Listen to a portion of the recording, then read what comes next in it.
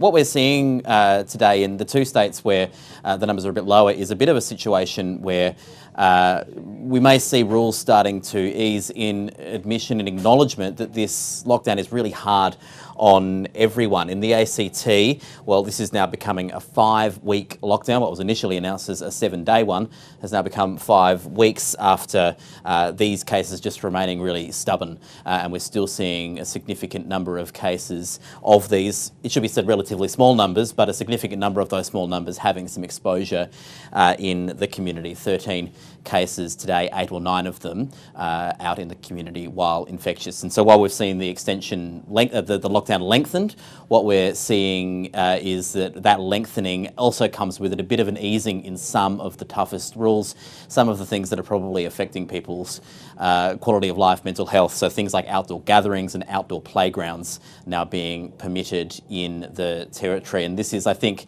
partly an acceptance that these lockdowns are long. It may well be that Delta is too good for some of the measures that we've seen, and we may well just have a low level, hopefully a low level in some of these places, level of transmission through the time, basically through to the point where we have high enough vaccination rates where we don't need to rely on lockdowns to suppress this curve. In the Victoria, a similar sort of situation where we've got cases now, so 76 cases today, relatively flat compared to the last few days, but still a concerning number of mystery cases, and the Victorian Premier Daniel Andrews today flagging not that restrictions will be lifted tomorrow, but certainly a roadmap for what could be eased at what levels of case numbers will be announced tomorrow.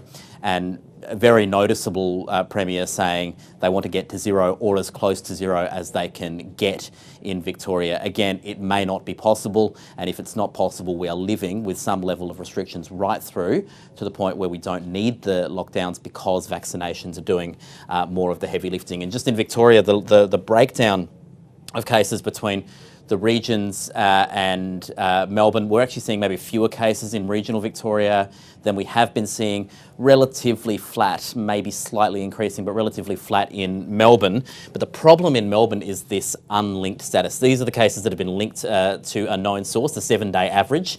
Most cases on average being linked back to a known source in Melbourne, but a growing number of cases that are mysteries. And this accounts for mysteries that do later get resolved later on in coming days as those investigations continue.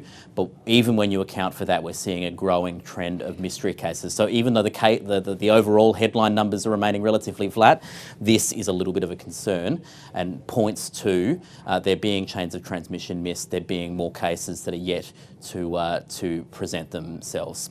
All of these numbers, of course, pale in comparison to what we're seeing in New South Wales with more than 1,000 cases now every day. That is not updated for some reason, but more than 1,000 cases. Actually, sorry, yes it has. More than 1,000 cases, 1,164 cases today in New South Wales, and we can only expect that curve to continue to climb upwards. Some good news in one part of regional New South Wales, not that part of regional New South Wales, but the Hunter region of New South Wales, where cases are relatively stable and quite low at the moment. Not so good in the west and far west of the state, where we've got, again, stability but much higher levels of cases.